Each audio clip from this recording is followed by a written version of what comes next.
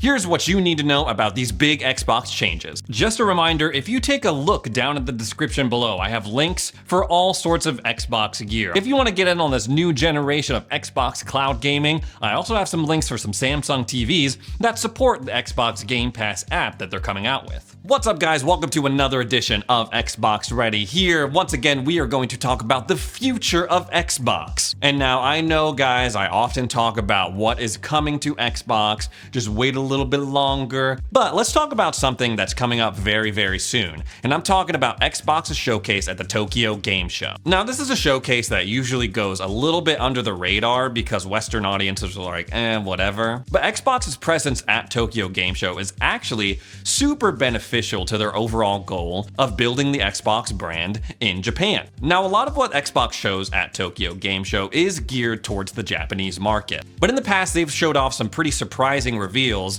that we've gotten to enjoy in the West. At one point, they revealed a huge content update for Microsoft Flight Simulator that involved the Japanese region. And last year is where they revealed that Scarlet Nexus was going to be added to not only Xbox, but to Xbox Game Pass. And that's a title that I know brought a lot of joy to a lot of people. I played all the way through it myself. So Tokyo Game Show kicks off September 15th, and it might seem like, okay, what does Xbox have to offer because they were just at Gamescom and they kind of showed off as much as they could during that time. There have been rumblings in the community that the next Forza Horizon game, 6, is going to be set in Japan. This is something that Jez Corden's talked about on his podcast with Randall Thor, Xbox 2, and recently there's been rumblings all over Twitter and social media. Oh, I've heard rumors. Oh, the next Forza Horizon game is going to be set in Japan. That would be really awesome in order to boost Xbox's presence, especially considering that it's a first-party game. I think we've gotten so used to the fact of like, oh, we have to wait 6, 7, 8 years for these games to come out of Xbox Game Studios. But usually for the Forza series, the cycle's a little bit, I want to say it's like every 2 years a new Forza Horizon game comes out. So even though FH5 just came out, it wouldn't be the craziest thing to think that they have the next iteration already in development. Now, is a racing game set in Japan enough to boost Xbox's presence in the Japanese market? I'm not entirely sure, but it is a good step. We know that regardless of this, Xbox is doing much better in terms of sales in the Japanese market compared to years past. In a previous video, I talked about the Elite Series 2, the white version, and the release date was apparently leaked by Amazon and then it was quickly taken down. That was supposed to be September 21st. It could be an opportunity if this thing exists, if it's real. Microsoft, Xbox hasn't acknowledged its existence yet. We've just been seeing it floating around the internet. It could be very cool for Microsoft to come out and say, hey, look at this as part of our Tokyo Game Show showcase. A new shiny controller for everyone to be excited about. Well, it's not technically new. It's just a reskinned version of the controller that we've already had. I've talked about this before. It's kind of a bummer. I want the Elite Series 3 already, but it could be kind of cool to introduce this white Elite Series 2 at the showcase. And by extension, hey, let's take it a step further. Let's introduce a white Series X to go along with your white Elite Series 2 controller. If they were going to do it, they probably would have done it at Gamescom versus a local show like Tokyo Game Show. But again, with the supposed release of this white Elite Series 2 just around the corner, it could potentially make sense for them to at least acknowledge its existence at this show. Speaking of Gamescom, Jez Corden over at Windows Central, who is widely regarded as one of the top Xbox reporters, insiders, influencers, whatever, he apparently spent a lot of time at Gamescom in Germany at the Xbox Fan Fest that they had there, and he got to try all sorts of stuff, including going hands-on with a lot of upcoming games. And he said he personally tried out the new streaming app that Xbox has for these line of Samsung TVs. Now, for those of you who do not know, it is clearly Microsoft's and Xbox's intention to get a version of their cloud gaming app or a version of the Game Pass app on all sorts of other devices besides the Xbox. I'm talking TVs, smart TVs, streaming sticks, your laptop, PCs, whatever. And we're kind of starting to see the beginning of this when they rolled out their app to Samsung gaming TVs. And so Jez Corden, he apparently tried this, and he has a very, very bold claim that he wrote about for Windows Central. And the headline basically says it all. He says, "I saw the future of Xbox at Gamescom, and it was in an app." He acknowledges that, yes, Xbox's presence was a little bit muted because it was the first time everyone was back because of all the craziness that's been happening in the world. And he's like, yes, I did try a lot of games at Gamescom, but the first thing I want to talk about is not a game specifically. It is this app that I got to try on this TV that allowed me to play a variety of Xbox games. He says the Samsung Neo QLEDs and other 2022 TVs designed for this app seem to run it extremely well. It's fast and fluid, taking advantage of the Samsung's potent chips for both the app experience and the video encoding systems. He says it was somewhat eerie about how close it felt to simply playing on a new Xbox. Obviously, cloud gaming, it's something that I'm on board for, it's something I'm a fan of, it's something I want Xbox to keep working on,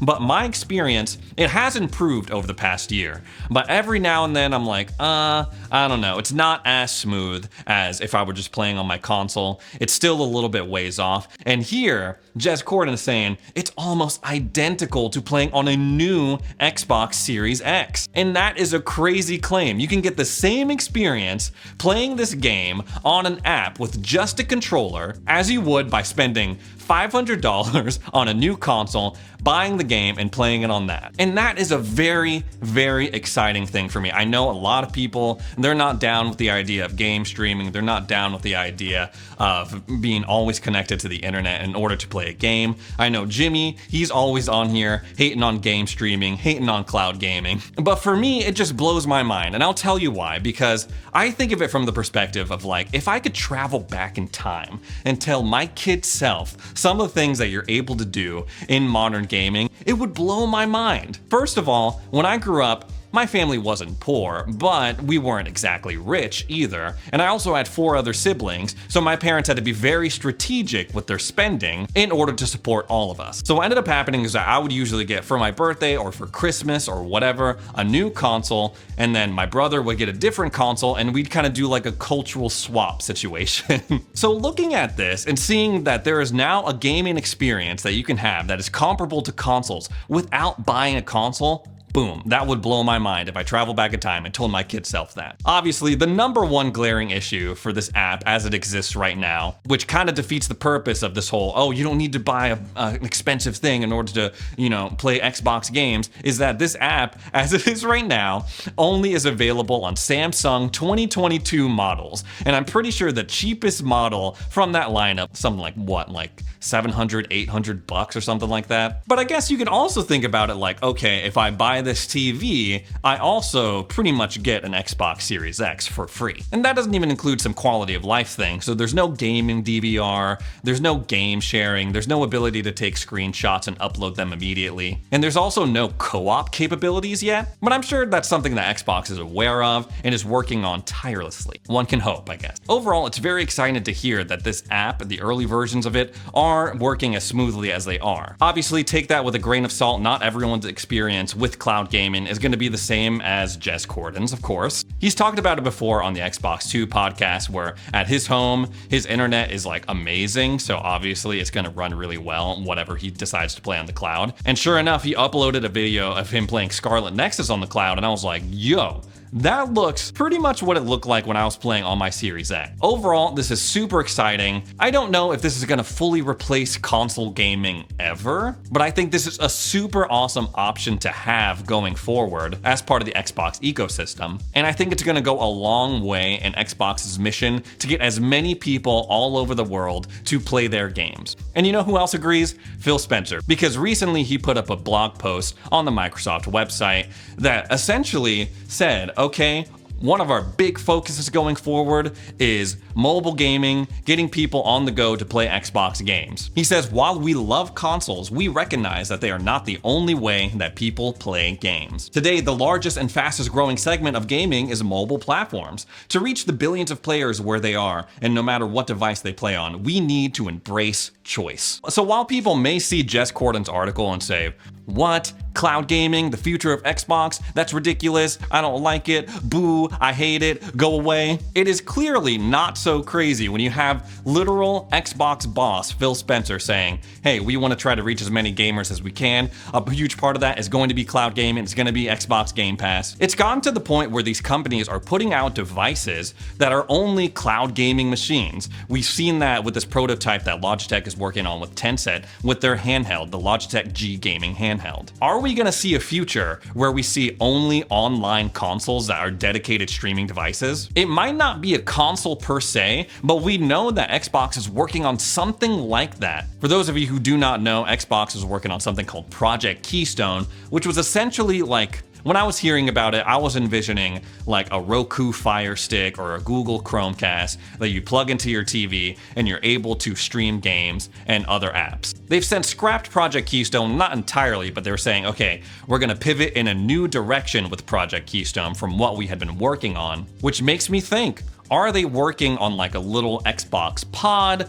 I don't know, I'm thinking of like a Google Home or an Alexa that plugs into your TV and acts as not only a place where you can play Xbox Game Pass and stream games, but as a general entertainment system. Basically what you would see on an Xbox dashboard, but without the ability to download and play games natively. So what would that look like? Obviously that would be an awesome option if they ever decided to put that out, because then you wouldn't have to buy an $800, $2,000 TV in order to have access to the Xbox Cloud Gaming app. That's all well and good, and it's something that excites me, but what if you are not sold on the idea of cloud gaming? What if you want to hold on to your traditional Xbox console experience? We've already sort of seen the decline of physical games, and there's been some questionable stuff that's come along with that. For example, when everyone was buying their copies of Halo Infinite last year, they were discovering this disc is pretty much useless. There's nothing on this disc. I have to download everything from the Microsoft Store anyway. What's going on? And also there was a pretty concerning lockout when it came to people who owned digital copies of games. They weren't able to access them because they didn't have permission for them, which brought up the question, do I really truly own this game? As much as I want to see where this initiative goes for cloud gaming, I can also see a lot of people being concerned and not too happy with it. Like, are they going to push their subscription model, Game Pass, and their xCloud initiative to the point where they just totally forget about consoles and physical games? If we were to go by Phil Spencer's word on this blog post, the answer would be no, I guess, because his whole point was having options, not abandoning consoles, but supplementing them in some way and giving those options to people. Only time will tell how this vision plays out. But for me, again, I'm super excited to see where this goes. Whether you are pro cloud gaming, whether you are boo cloud gaming, make sure you like this video and subscribe to my channel in order to keep up on what direction Xbox is going, keep up on the latest news, and of course some other Xbox shenanigans as well.